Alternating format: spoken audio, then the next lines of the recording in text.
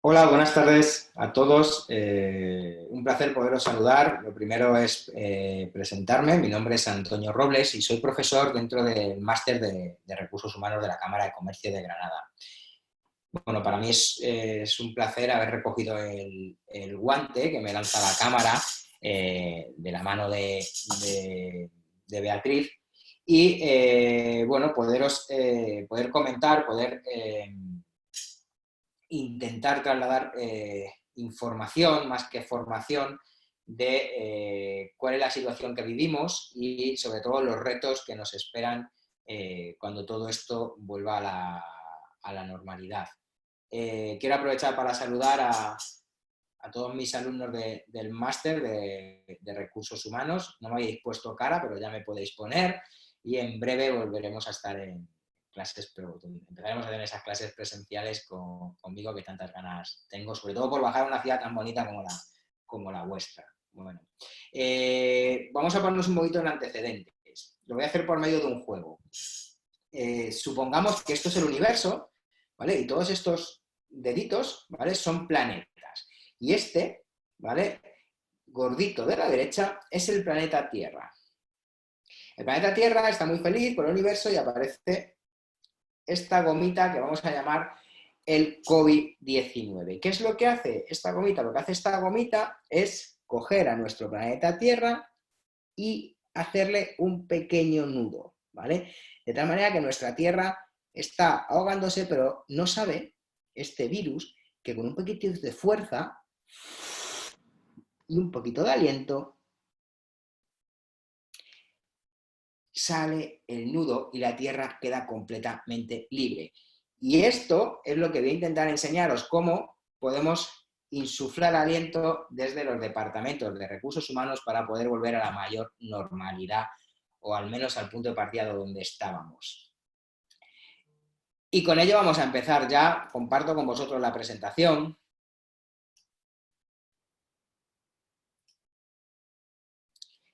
Como decía, mi nombre es Antonio Robles, siempre me he dedicado a los recursos humanos y lo he compaginado siempre con la docencia. Trabajé en ADECO, en Vision Lab, pude disfrutar de una magnífica experiencia siendo director de recursos humanos en el grupo AM, a los cuales pertenecen Tiresur y Centerauto. Y en estos momentos dirijo ARG Human, consultora estratégica de recursos humanos. Y como digo, lo compagino con la docencia en diferentes escuelas, universidades y escuelas de negocio y, bueno, pues entre ellas la Cámara de Comercio de Granada, donde llevo muchos años ya colaborando y siempre es un auténtico placer. Vamos a centrarnos, como decía, para poder analizar la situación en la que estamos y los retos del futuro, tenemos que saber muy bien cuál es el presente que tenemos, ¿vale? ¿Dónde estábamos? ¿Dónde estábamos justo antes de que la crisis sanitaria viniera a visitarnos? Yo siempre que explico un poco la situación en la que están viviendo nuestras sociedades actualmente, ¿vale? Las explico analizando o poniendo el ejemplo en clase con estas dos gráficas que vamos a ver ahora. La primera, suelo preguntar a todos los alumnos, sobre todo los que han sido papás o mamás o los que han sido tíos o tías, si recuerdan cuánto medían sus hijos al nacer, ¿vale? Habitualmente pues son 50, 60 centímetros, más o menos. Digo, a los 6 meses, ya a los 6 meses nos acordamos menos, ¿vale? Pero bueno, suele ser un poquito más, al año un poquito más, a los 2 años, a los 3 años, a los 4 años, a los 5, a los 6, algunos a los 15 dejamos de crecer, otros siguieron, ¿vale? ¿Qué es lo que tenemos aquí? Lo que tenemos es un crecimiento aritmético y que según vamos avanzando por una de las líneas, vamos avanzando por la otra. Si avanzamos en edad, vamos avanzando en los centímetros. ¿Qué es cuál es la principal característica de este crecimiento aritmético? Que nos permite predecir.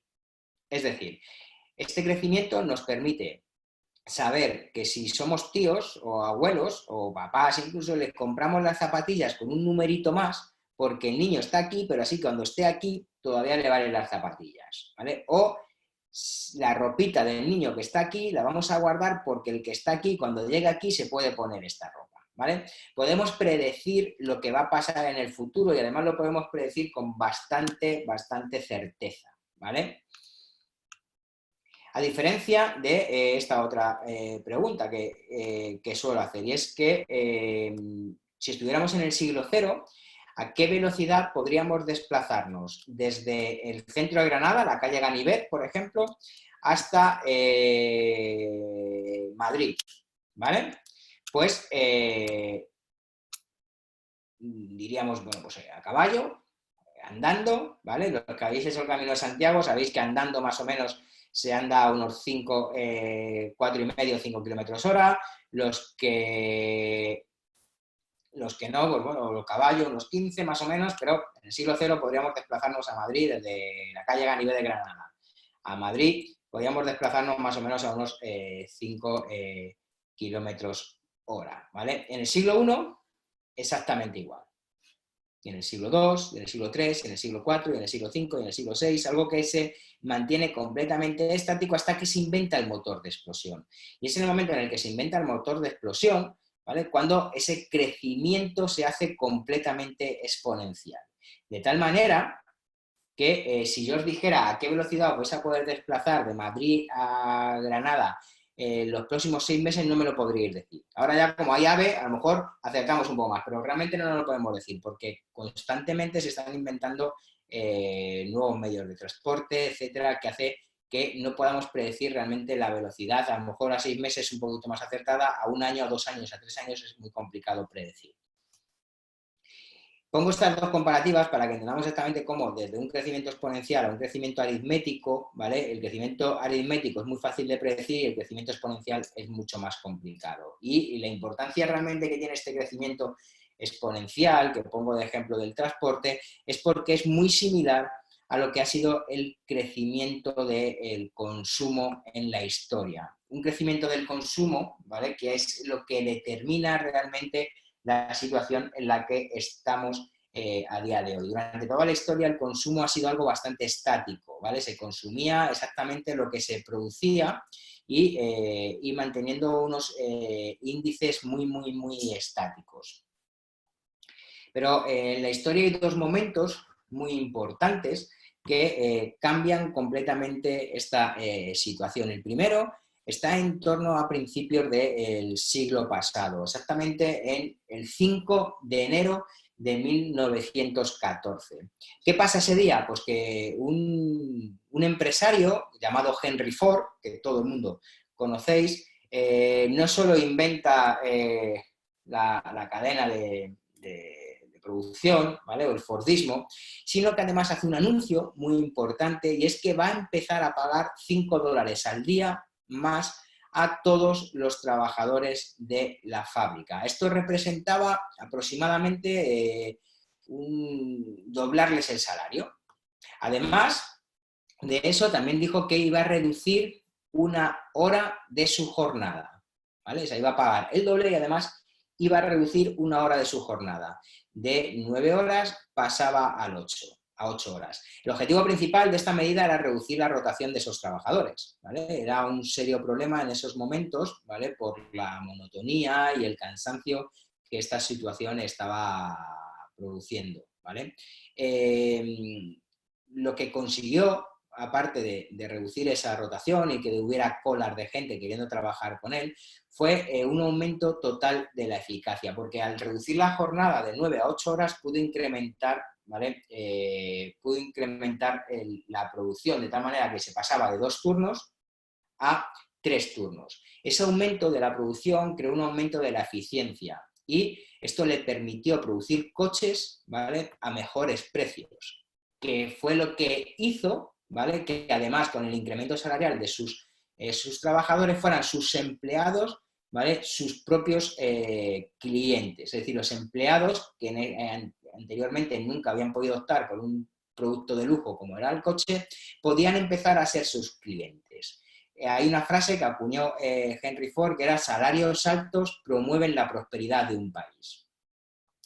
Este aumento de salario decidido por Henry Ford mejoró sustancialmente las perspectivas de los trabajadores y norteamericanos, en este caso, Detroit, hizo algo mucho más importante, ¿vale? Contribuyó decisivamente, ¿vale?, al nacimiento de la clase media en Estados Unidos. Claro, esto se ve truncado, habíamos hablado de que era en enero del 2014, se ve truncado con lo que es la llegada de la Primera Guerra Mundial, ¿vale? Primera Guerra Mundial que vino sucedida de una gran crisis económica y que después vino sucedida por una segunda crisis, en este caso bélica, como fue la Segunda Guerra Mundial.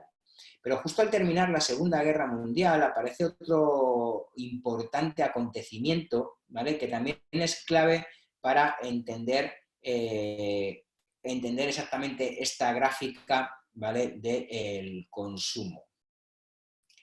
Este segundo cambio es el Plan Marshall.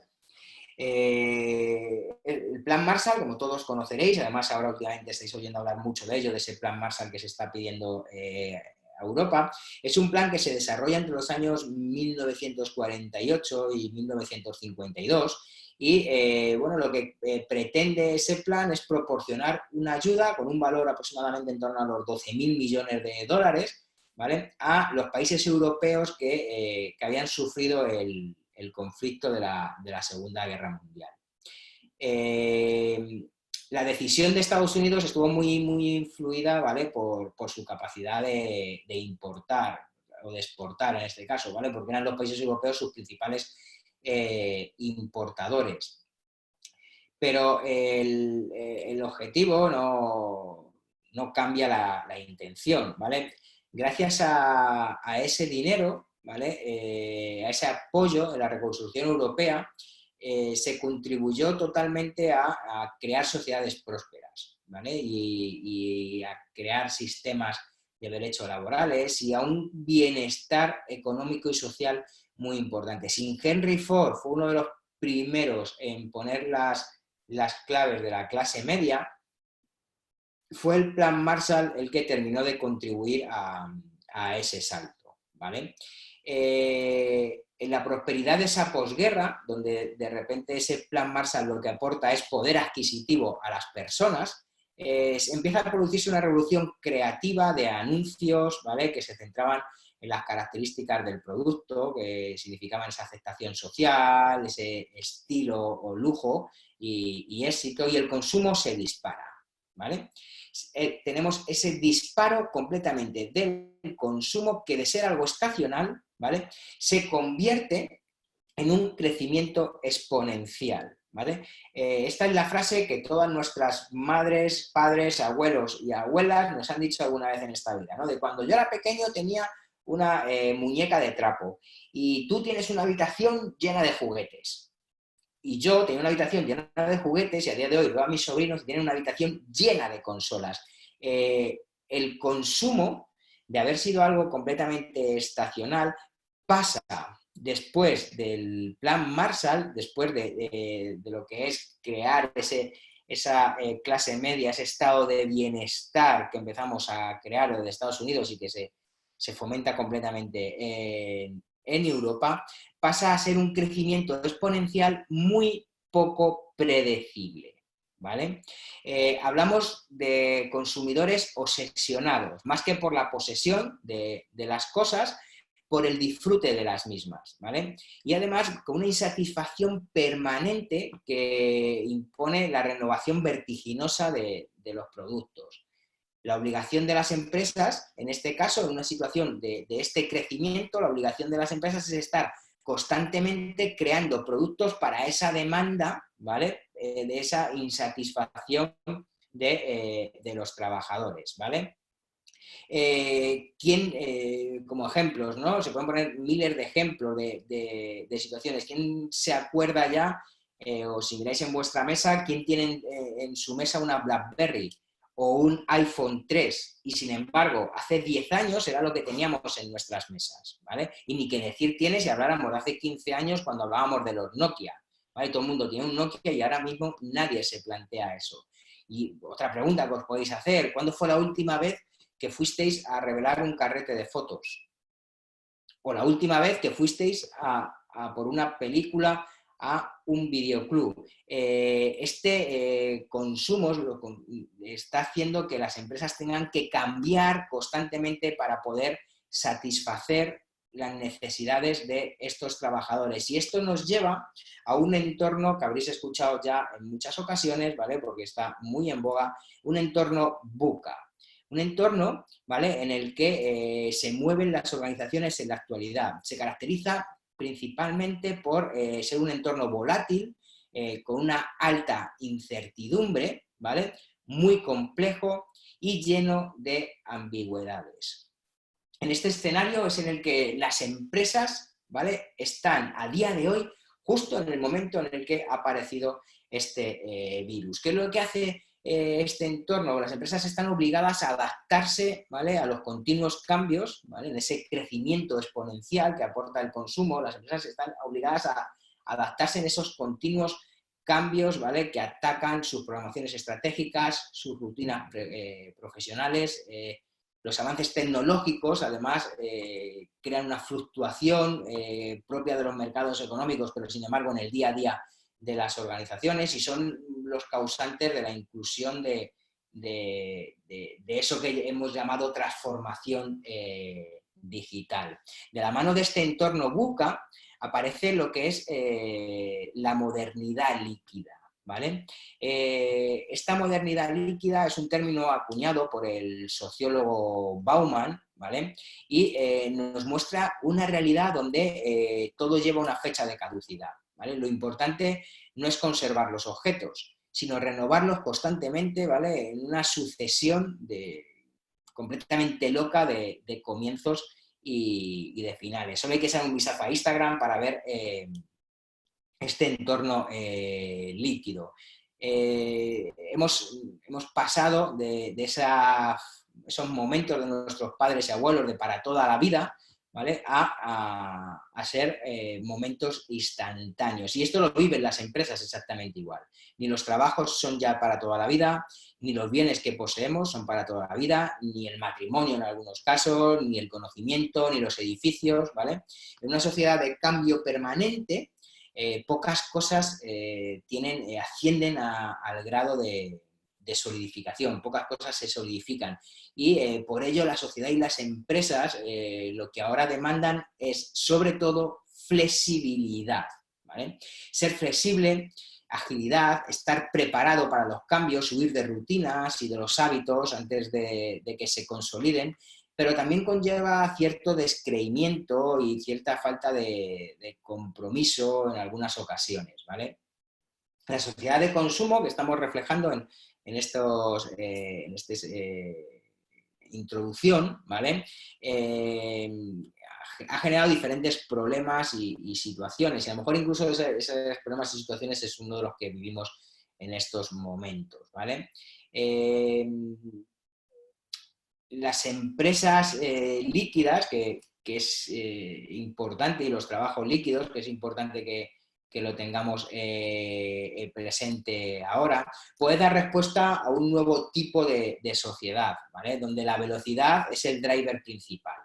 Se equiparan las empresas líquidas con modelos startup, ¿vale?, modelos de agilidad, de adaptación, de constante cambio, en contraposición de las grandes empresas rígidas, lentas, ¿vale? Da igual el número de personas, es la actitud que se ponga ante ello, y empresas ágiles y adaptables pueden ser de miles de personas, pero con un concepto mental completamente diferente, ¿vale? La liquidez además no afecta solo a la manera de desarrollar un producto y gestionar una empresa, ¿vale?, para que sea capaz de adaptarse, como veíamos, a esa demanda constante de los clientes, ¿vale? El concepto atañe todos los ámbitos de las compañías, desde las políticas de contratación hasta su organización, su emplazamiento, incluso. En lo que respecta a las fuerzas del trabajo, a los empleados se les pide ahora algo más que talento. Las empresas están invirtiendo en herramientas tecnológicas que necesitan para mantener el ritmo de cambio constante, ¿vale?, que la era digital está demandando. Sin embargo, hay un factor crítico y no podemos olvidarlo, y es que detrás de todo eso hace falta una fuerza de trabajo que lidere esa transformación digital. Y esa fuerza de trabajo ahora lo necesitan las empresas mucho más que nunca, con una serie de competencias como veremos en los retos que tenemos en el futuro.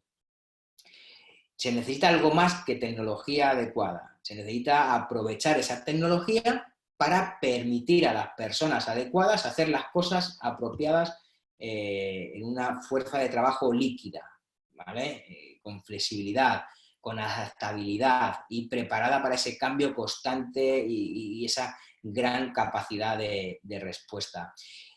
Ello implica, en lo que a los trabajadores se refiere, pues aportar iniciativas, la exigencia para mantenerse en una formación constante, cosa que todos los que estáis viendo esto y que tenéis interés en la Cámara de Comercio seguro que tenéis muy claro. Además, aprender de un modo muy rápido, con una capacidad de adaptación a cualquier entorno y una flexibilidad laboral muy grande, ¿vale?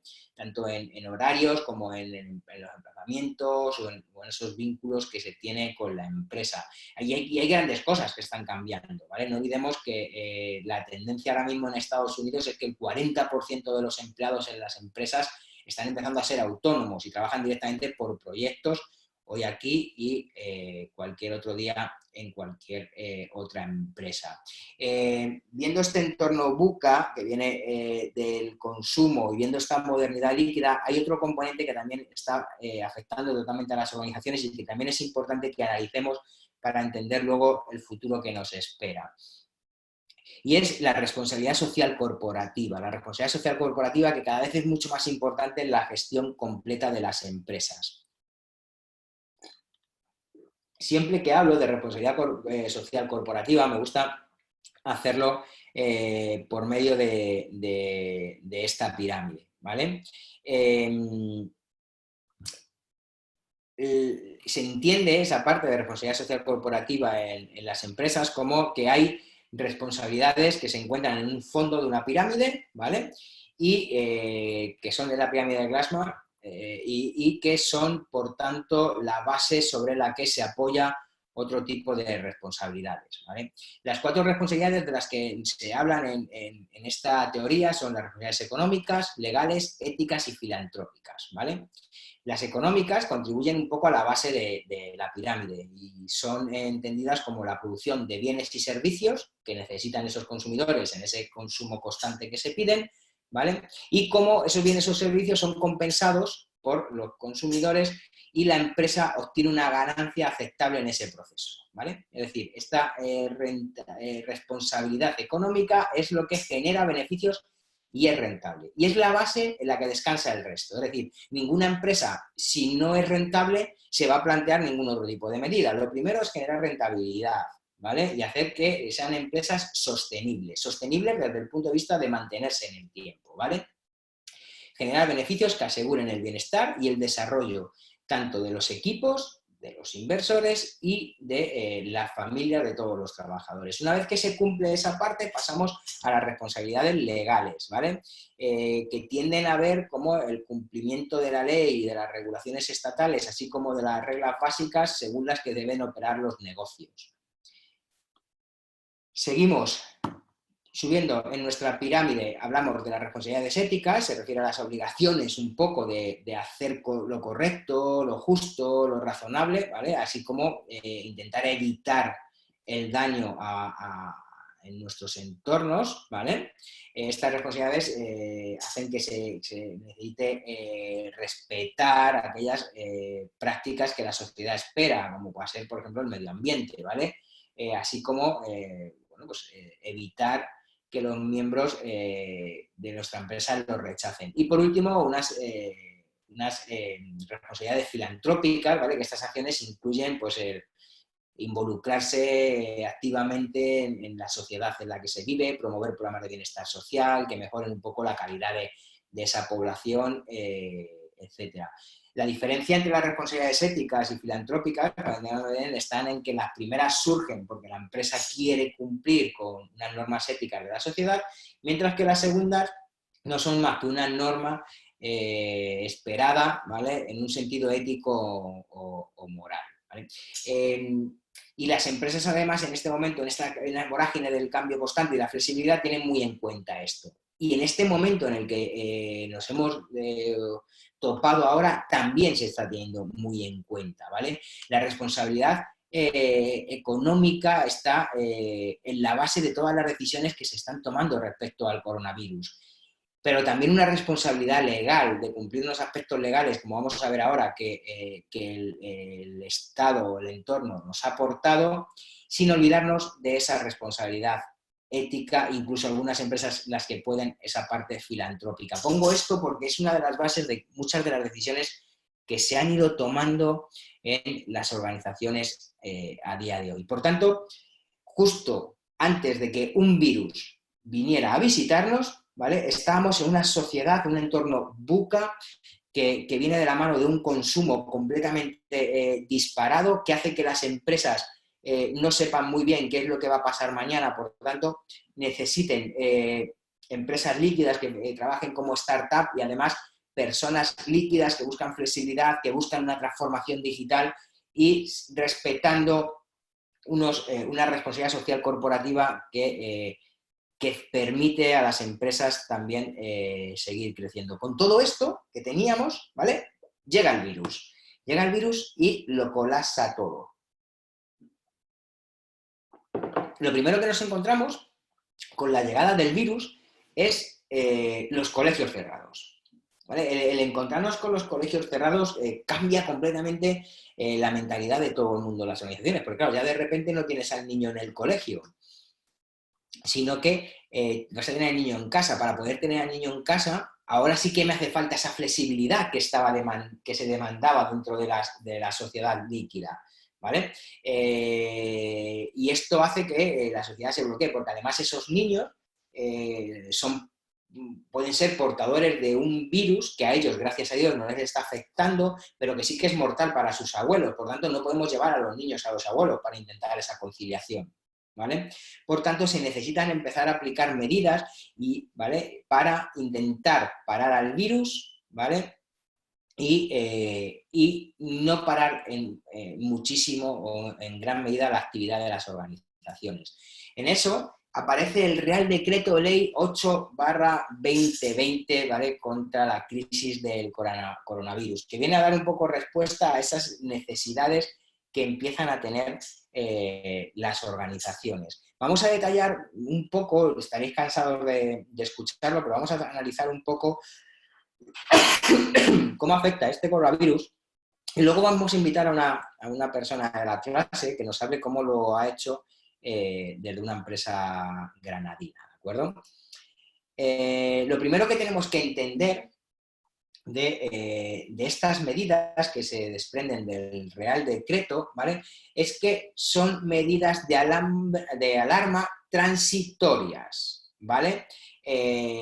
Había una vez, pero ya no, ¿vale? Y eso es lo que va a pasar en algún momento, ¿vale? Y todas las medidas que se están tomando era para el había una vez, ¿vale? Y cuando ya no, esas medidas desaparecerán. Por tanto, tenemos que tener muy claro, ¿vale? Es que estas medidas que salen de este Real Decreto, ¿vale? Son para dar respuesta a una situación actual, ¿vale? De alarma. Es cierto que algunas de las medidas que se están viendo posiblemente vengan para quedarse, pero otras muchas no.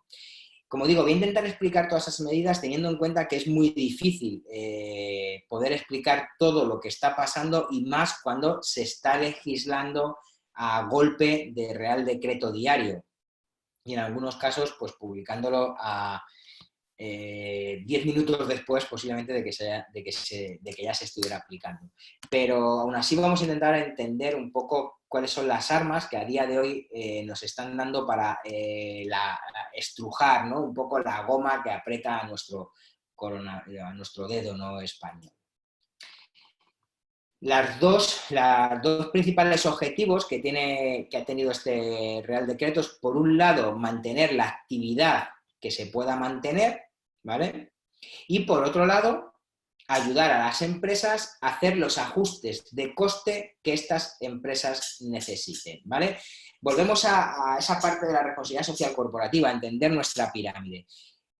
Ante todo, lo primero es la base de la pirámide.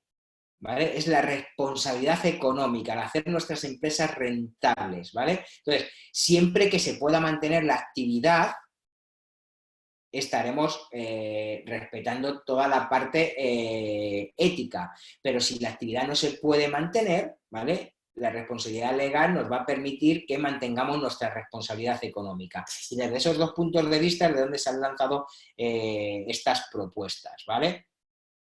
Como digo, mantener la actividad, que se puedan mantener, ¿vale? Y ayudar a las empresas a los ajustes que se puedan hacer. Para esta primera, de mantener la actividad que se pueda mantener y de la mano de ese colapso que de repente surgió al cierre de los colegios, se aportaron los derechos de adaptación del trabajo, ¿vale? Sobre todo para fomentar, como digo, esa conciliación de la vida laboral y familiar antes de que hubiera llegado el confinamiento, ¿vale?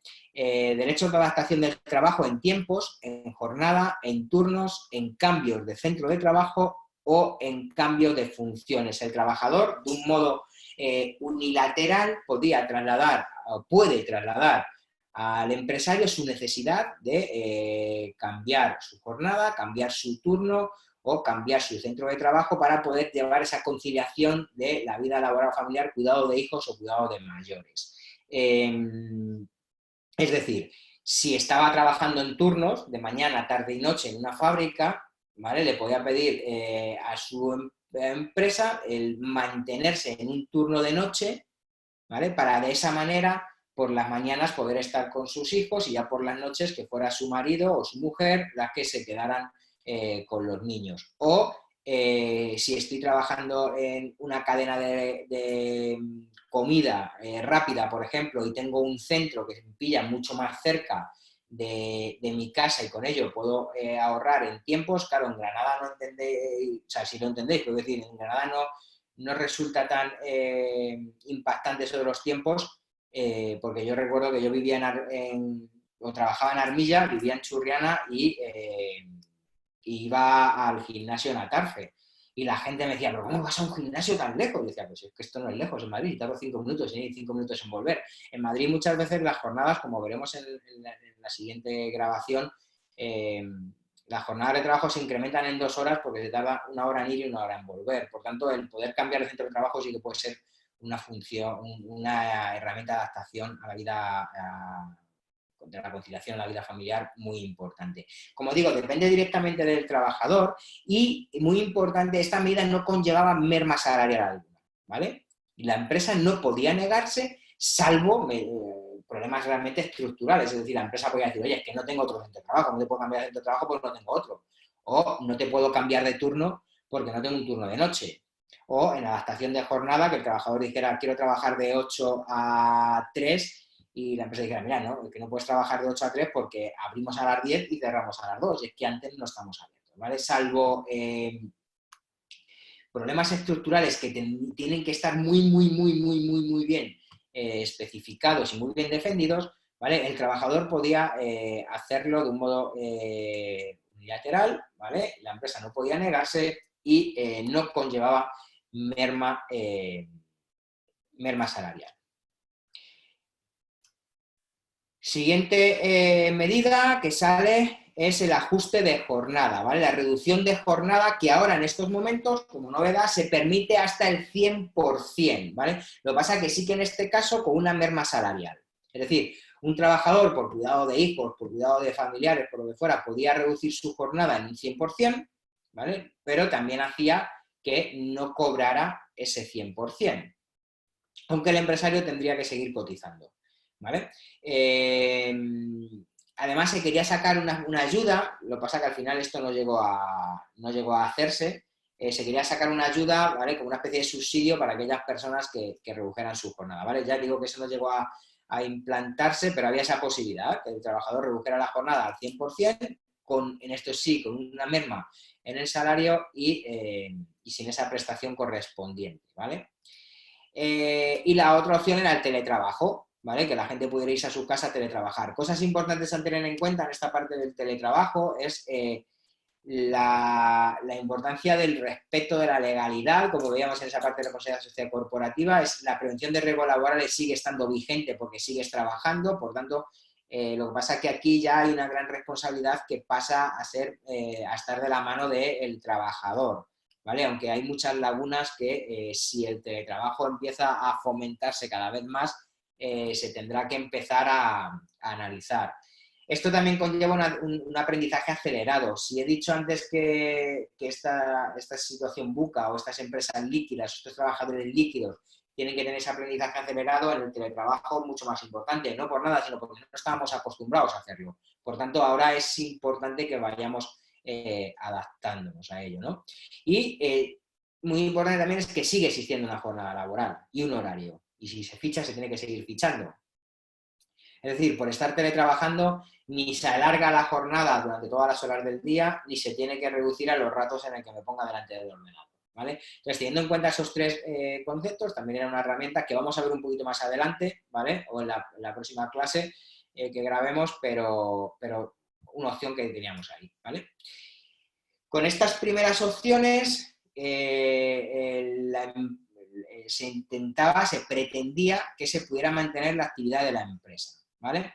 Cuando la actividad de la empresa no se podía mantener o era necesario, ¿vale?, un ajuste de costes, es cuando aparecen los ERTE. No es que aparezcan los ERTE, seguramente algunas personas es la primera vez que lo han escuchado, pero los ERTE vienen desde el 2008 que los tuvimos que aplicar, o 2009 que lo tuve que aplicar en alguna empresa, hasta toda la vida, ¿no? Siempre vienen existiendo. Estos ERTE es el expediente de regulación de empleo, temporal de empleo, ¿vale?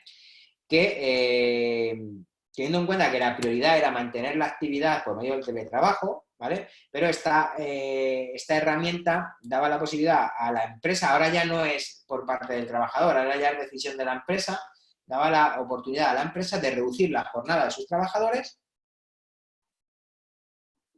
o una suspensión temporal del empleo. Si se reducía la jornada, por ejemplo, reduces a un 50%, el otro 50% que la empresa no te paga, te lo pagaría la Seguridad Social. No el 50%, sino el 70% de la base reguladora de ese 50%, ¿vale? Por tanto, podría haber pérdidas de poder adquisitivo importantes, ¿vale? En torno a un 15% y según cómo computen algunas bases reguladoras, ¿vale? Y luego también una suspensión temporal completa, es decir, las personas se van al paro mientras que duren las circunstancias que detonan el ERTE, ¿vale? Y durante ese tiempo que las personas están en el paro, el SEPE paga el 70% de la base reguladora. Para poder adherirse a este ERTE, ¿vale?, como ha habido siempre, hay una opción por causa mayor, ¿vale?, y una opción por causas económicas, técnicas, organizativas o productivas, lo que se llaman causas, se llaman siempre las causas top, ¿vale? Por causa mayor es el coronavirus en sí, es decir, si de repente con el confinamiento aparece la prohibición de abrir bares, ¿vale? Lógicamente todas las personas que trabajen en los bares no tienen posibilidad de trabajar. Por tanto, sería una causa mayor. Pongo el ejemplo fuera del coronavirus para que lo entendamos bien, ¿no? Es que de repente una fábrica sale ardiendo. Al día siguiente los trabajadores no pueden trabajar. Tampoco es justo que el empresario siga manteniendo esa carga. Por tanto, lo que se hace es todos los trabajadores se van a un ERTE por causa mayor, ¿vale? Y durante el tiempo que dure la reconstrucción de la fábrica. Y cuando la fábrica vuelve, los trabajadores se vuelven a incorporar a su puesto de trabajo. Bueno, pues el coronavirus sería exactamente igual. Mientras que dure la situación de alarma, ¿vale?, se puede optar por un ERTE por causa mayor. Cosas que se han incorporado ahora para ayudar a que la economía y sobre todo las empresas no se lleven un golpe importante, es que hay un ahorro importante en las cotizaciones. Es decir, las empresas que mandan a gente a los ERTEs, que mandaban a la gente a los ERTEs, tienen que seguir cotizando por estas personas, ¿vale? En estos momentos, y por causa mayor, se permite, ¿vale?, un ahorro en las cotizaciones. Empresas por debajo de 50 trabajadores, un ahorro del 100% de sus cotizaciones, y empresas por encima de 50 trabajadores, un ahorro del 75%, ¿vale? el trabajador tiene acceso al paro con independencia, y esto también es una novedad que introduce este Real Decreto, ¿vale? Con independencia de su cotización previa. Y no consume derechos de prestación posterior, es decir, haya cotizado lo que haya cotizado anteriormente o le quedara el paro que le quedara, como decimos vulgarmente anteriormente, va a tener esa prestación mientras que dure este ERTE, ¿vale? Y no le va a descontar si posteriormente luego se quedara también en desempleo. Y luego tenemos un ERTE por causas económicas, técnicas, organizativas o productivas. Es decir, cuando aún pudiendo realizar tu actividad, sin embargo el consumo se desploma, ¿vale? Eso hace que por causas económicas te veas abocado a un ERTE, ¿vale? O las empresas de tu sector están abocadas tienen que cerrar y por tanto no queda más remedio que tú tener que ir a un ERTE. La novedad que introduce aquí esta reforma, y esta sí que creo que y hay muchas posibilidades de que venga para quedarse, ¿vale? Es que, primero, no es express, como el de por causa mayor, y la autoridad laboral, ¿vale? Establece un periodo de consulta en el cual, si no hay comité de empresa, ¿vale? O sea, si no hay comité de empresa en la organización, hay que negociar con el sindicato de mayor representatividad dentro del sector, ¿vale? Se tiene que llamar a ese sindicato proporcionará negociadores, ¿vale? Para negociar o llegar a un acuerdo. Si el sindicato no respondiera o no quisiera llevar esa negociación, ¿vale? Entonces la empresa debería establecer un grupo de trabajadores para llegar a esa negociación, ¿vale? Y una vez que se llega a esa negociación, poder presentar o pasados 5 días decidir, ¿vale? Presentar ya a la autoridad laboral, ¿vale? El acuerdo del periodo de consultas, el cierre del periodo de consultas y la presentación en sí del ERTE de causas económicas, ¿vale? O sea que la gran novedad es que se ponen sindicatos, hay que llamar a sindicatos fuera de la empresa, ¿vale? De mayor representatividad, y si ellos no quisieran, se eligen trabajadores para poder llegar a esos acuerdos. El grave peligro que tiene esta situación es la salvaguarda al empleo. Es decir, tú puedes hacer un ERTE en el cual durante 3 meses los trabajadores estén fuera de la empresa porque no tienes actividad, pero a la vuelta de esos trabajadores es indispensable, ¿vale? que esas personas se mantengan la actividad normal de la empresa, y durante 6 meses no se le puede despedir. Claro, esto digo que es un peligro porque esto hace que las empresas en sí no tengan capacidad, ¿vale?, de saber qué va a pasar después. Por tanto, se pueden cargar, ¿vale?, con unos costes, obligación de unos costes salariales cuando a lo mejor no se lo pueden permitir, cuando a lo mejor después de ese ERTE tienen que hacer un ERE porque no saben cuál es la situación en esos momentos, ¿vale? Y por último tenemos la posibilidad de invernar, la invernación.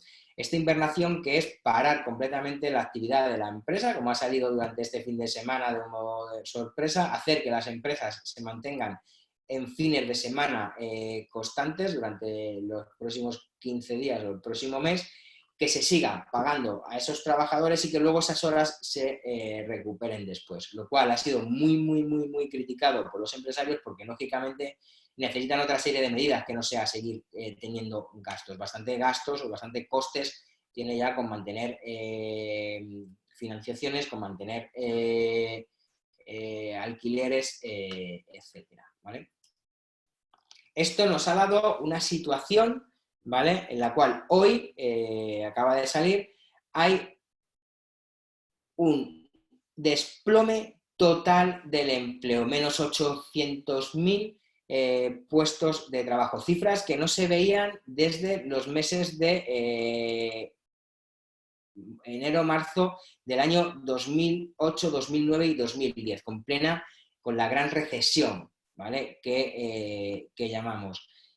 todas estas medidas han dado esta situación y han dado un registro, ¿vale?, de paro que, como veis, empezó a caer desde el 2014 y está volviendo a repuntar y se prevén cifras realmente dramáticas. Soluciones a esto. Como he dicho antes, salimos o se creó este nuevo sistema, estábamos en este nuevo estado de bienestar, en este nuevo empuje de las clases medias, en el que la gente tenía poder adquisitivo y las economías han crecido y todos hemos vivido mucho mejor gracias al impulso primero, de tener poder adquisitivo las personas, como hacía en el caso de Henry Ford, para generar riqueza, y segundo, con ayudas cuando no son necesarios. Eso es lo que se está esperando ahora y eso es lo que no puedo daros mucha más información porque no se tiene todavía, pero lo que desde la Unión Europea se está empezando a dejar caer, ¿vale? Un plan SURE de seguridad, ¿vale? De seguro que lo hacemos, que va a permitir ingresar aproximadamente a unas cifras de unos 100.000 millones de euros, en los cuales ayude a los estados a asumir sobre todo la carga del desempleo. Si esto se hiciera bien, y esto ya esto no es información que os dé, sino que es una opinión, si esto se hiciera bien, deberían los países permitir a las empresas tener a la gente en ERTEs prolongados, ¿vale?, pagados desde estos fondos sin que las empresas tuvieran que estar cotizando por ellos, es decir, las empresas asegurar la incorporación de esos trabajadores después de que las cosas se estabilicen, pero garantizar a esos trabajadores no el 70% de la base reguladora, sino el 100% de la base reguladora, de tal manera que esos trabajadores que no estén trabajando porque las empresas en ese momento estén ahogadas puedan seguir teniendo capacidad de consumo, incentivar ese consumo, y en el momento que incentiváramos ese consumo, porque el trabajador no ha perdido ningún tipo de capacidad, las economías empezarían a resurgir con muchísima más fuerza, ¿vale?, sin afectar a las empresas y por medio de y sin afectar tampoco a las cuentas del Estado por medio de estas ayudas europeas. Pero esa es mi teoría y mi deseo. No sé por dónde van a ir las cosas porque todavía no lo tenemos. En el momento que salgan, os grabo otra clase y la publicamos para explicar un poco esas ayudas, ¿vale? Y ahora quería, como os he dicho, hablar con dos personas de Granada, ¿vale? Dos empresas de Granada que han tenido que aplicar diferentes medidas y quiero que nos hablen un poco de la situación que tienen en estos momentos, ¿vale? El primero va a ser Miguel, que fue alumno mío, es director de recursos humanos dentro de Graining, fue alumno mío dentro de la Cámara de Comercio, ¿vale?, en el máster de recursos humanos, y ahora sé que está cursando el MBA, ¿vale? Dejarme un segundo que paramos un momento, ¿vale? Conecto con él y enseguida volvemos. Bueno, como comentaba, tengo a Miguel, que ha sido alumno, como decía, es alumno a día de hoy y lidera un departamento de recursos humanos en una empresa en Granada, en Graining. Además es muy importante porque Miguel lleva poco ahora en los recursos humanos, pero ha estado más en la parte organizacional, en la parte financiera. Entonces, cuando hablamos de esa responsabilidad social corporativa, que la primera base a respetar es la parte económica de la empresa y la rentabilidad, pues Miguel aúna muy bien esa idea, ¿no?, de toda la parte esa administrativa, de lo que aprieta muchas veces el zapato y la carga a veces que es la masa salarial. Entonces, muchas gracias por aceptar la invitación. Por mi parte y por la parte de la cámara, ¿no?, que es para quien lo estamos grabando. Miguel, ¿cómo lo estáis viviendo? Bueno, pues nosotros la verdad que ha sido una situación como para el resto.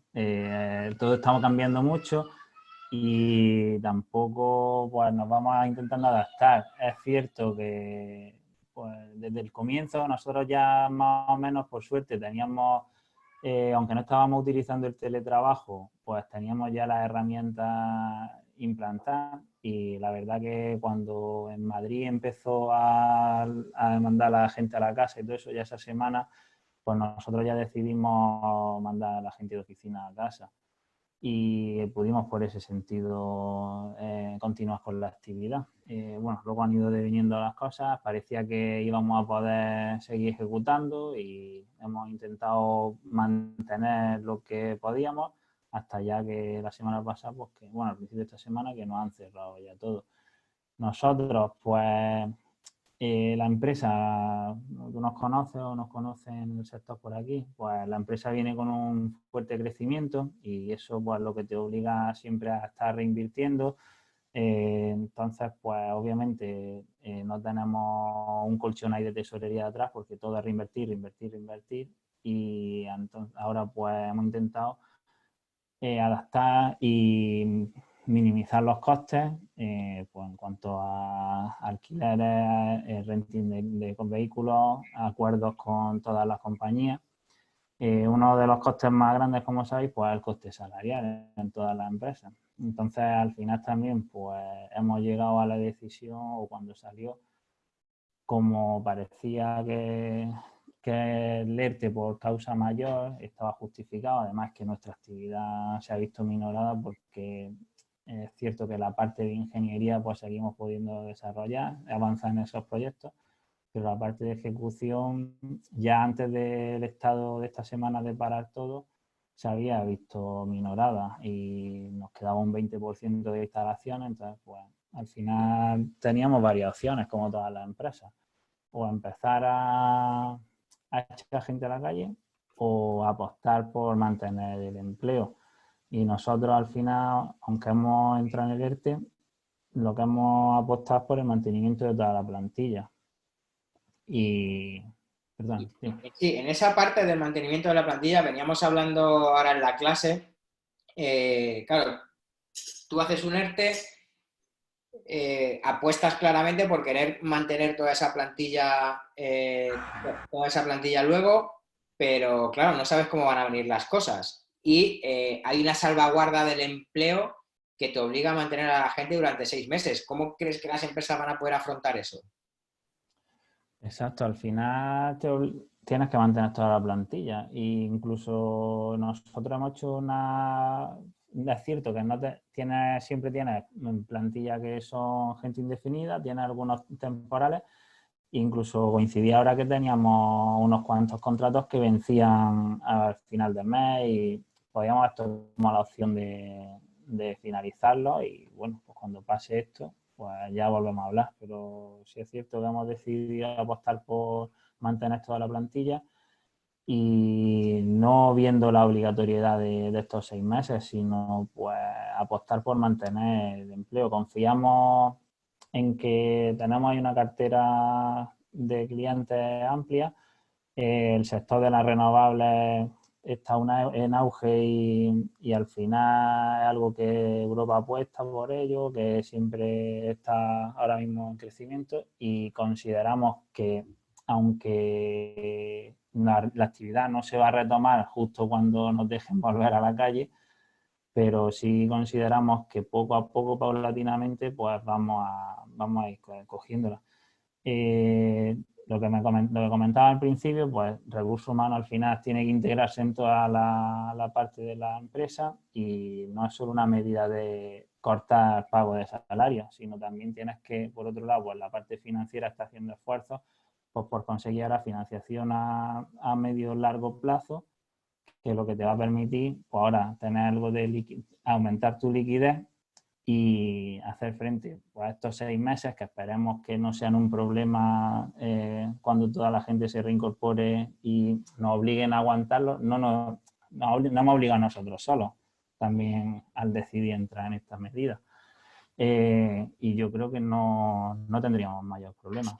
Sí es cierto que la perspectiva no es, y en el escenario que nosotros nos movemos, que se acabara el estado de alarma ahora a finales de abril, no recuperaríamos la normalidad hasta septiembre o octubre, pero es cierto que aguantar, pues apretarnos todos e intentar aguantar. Y justo antes de que esto pasara, vosotros tenéis gente en la calle, en instaladores.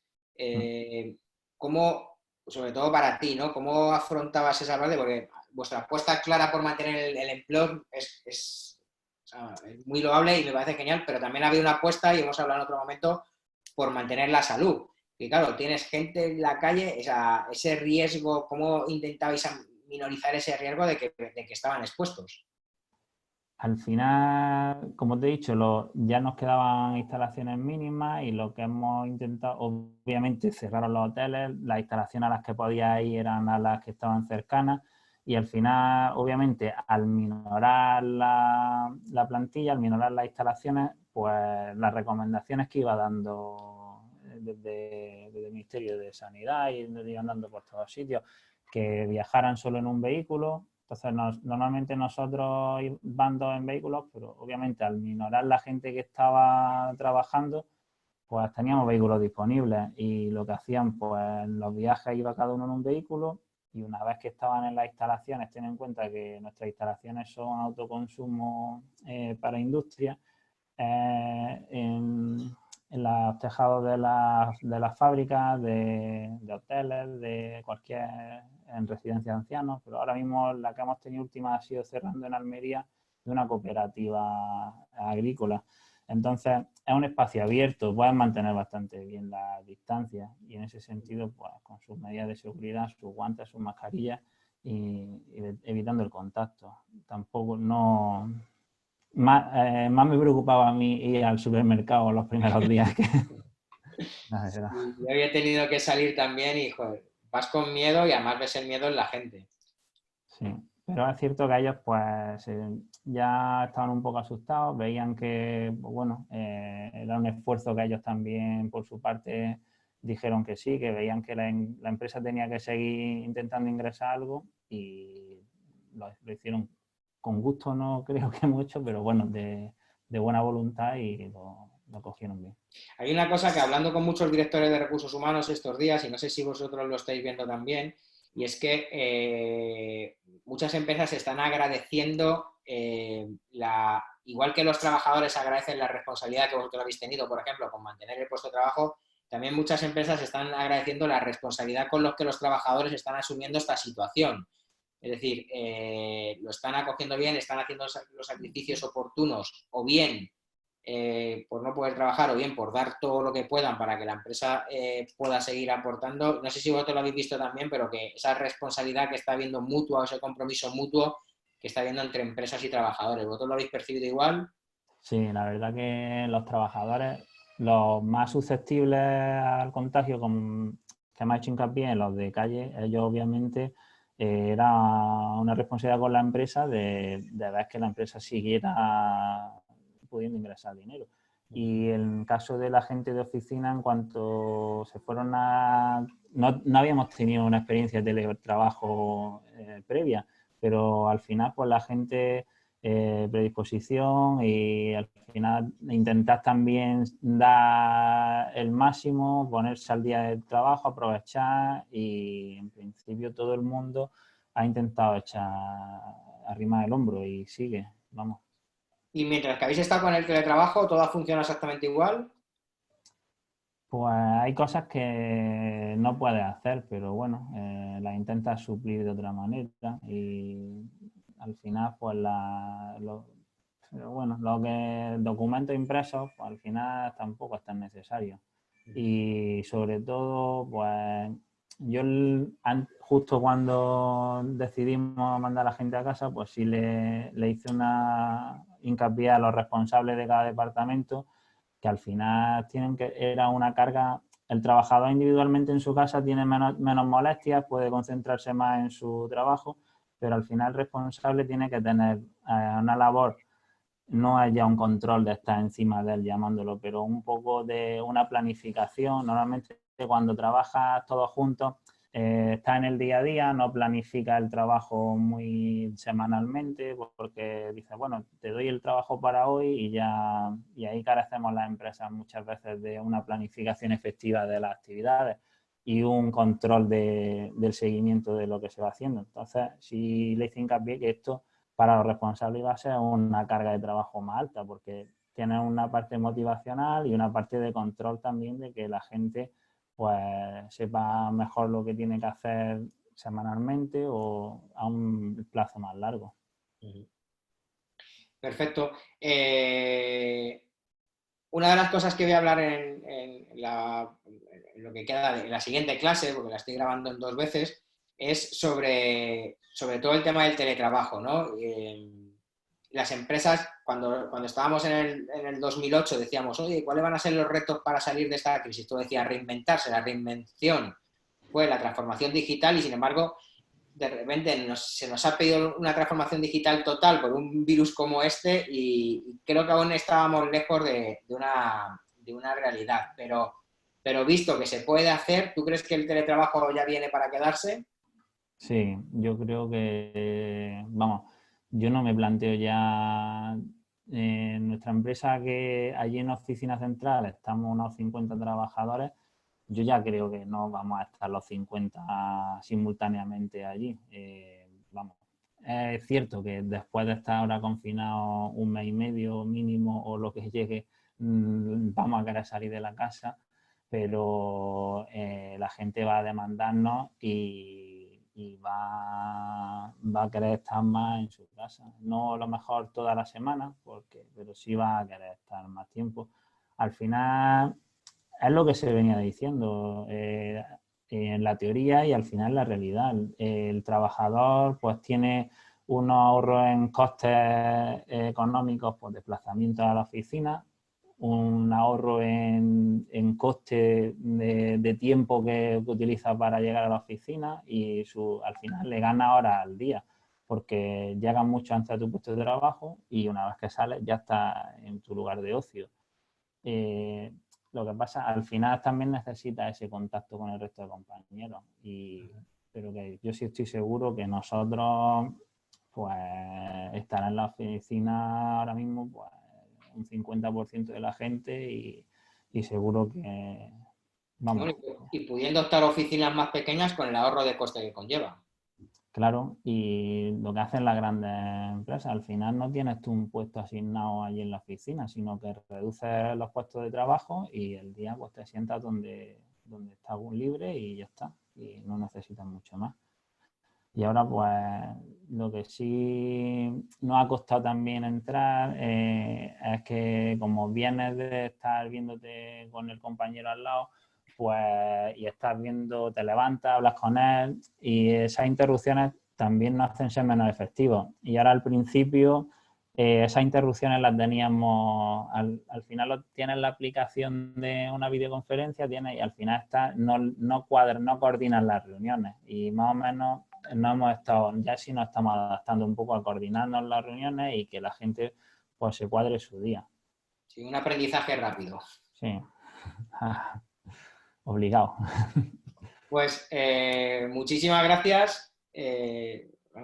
Bueno, hablamos mucho durante el año y me alegro poder hablar contigo ahora desde aquí. Deseando estoy volver a Granada a dar clase y que podamos quedar para tomar un café. Sí, seguro no. Y será buena señal de que pueda volver pronto por aquí. Seguro. Oye, un fuerte abrazo y gracias de mi parte y de parte de la cámara. Nada, gracias a vosotros por contar conmigo. Venga, hasta Venga, luego. hasta luego.